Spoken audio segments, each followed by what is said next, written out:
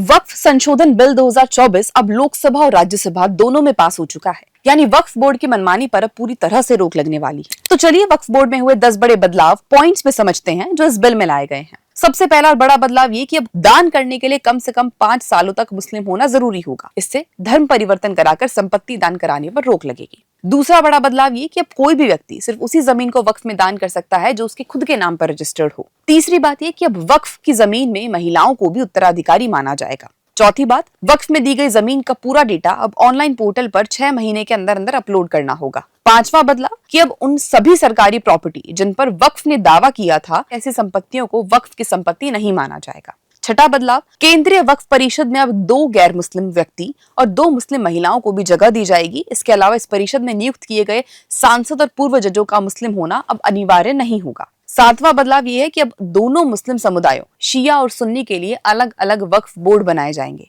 आठवां बदलाव यह है कि अब लोगों के पास वक्फ ट्रिब्यूनल के फैसलों के खिलाफ 90 दिनों के अंदर रेवेन्यू कोर्ट, सिविल कोर्ट और हाई कोर्ट में अपील दायर करने का अधिकार होगा। नौवां बदलाव यह है कि अब केंद्र और राज्य सरकार को वक्फ बोर्ड के खातों का ऑडिट करने का पूरा अधिकार होगा। इससे बोर्ड में किसी भी तरह की बेईमानी और भ्रष्टाचार को रोका जा सकेगा। 10वां और सबसे बड़ा बदलाव ये कि अब वक्फ बोर्ड सरकार को कोई भी जानकारी देने से इनकार नहीं कर सकता।